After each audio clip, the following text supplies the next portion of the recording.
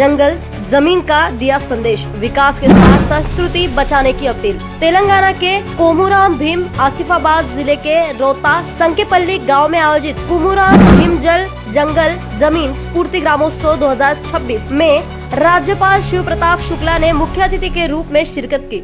इस अवसर पर उन्होंने अमर आदिवासी नायक कोमुराम भीम को श्रद्धांजलि अर्पित करते हुए उनके संघर्ष और बलिदान को देश के लिए प्रेरणा स्रोत बताया।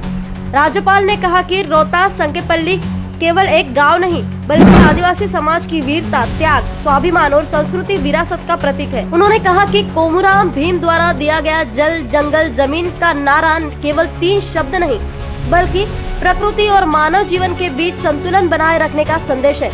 जो समाज प्रकृति की रक्षा करता है, प्रकृति भी उसकी रक्षा करती है। अपने संबोधन में राज्यपाल ने युवाओं से आह्वान किया कि वे आधुनिक विकास के साथ साथ अपनी संस्कृति, परंपराओं और जड़ों से जुड़े रहे। उन्होंने कहा कि कोमुराम भीम ने बिना किसी बड़ी सेना के अपने अधिकारों और स्वाभिमान की रक्षा के लिए संघर्ष किया और उनका बलिदान आज भी देश के युवाओं को प्रेरित करता है। राज्यपाल ने कहा कि महान आदिवासी नेताओं के विचारों और आदर्शों को नई पीढ़ी तक पहुँचाना समाज की सामूहिक जिम्मेदारी है। उन्होंने ग्रामोत्सव जैसे आयोजनों को ग्रामीण विकास, शिक्षा, स्वास्थ्य और सामाजिक जागरूकता को बढ़ावा देने वाला महत्वपूर्ण मंच बताया। महिला सशक्तिकरण पर जोर देते हुए राज्यपाल ने कहा कि महिलाओं के विकास के बिना समाज का समग्र विकास संभव नहीं। महिलाओं को शिक्षा, सम्मान और आत्मनिर्भरता के समान अवसर मिलना आवश्यक है।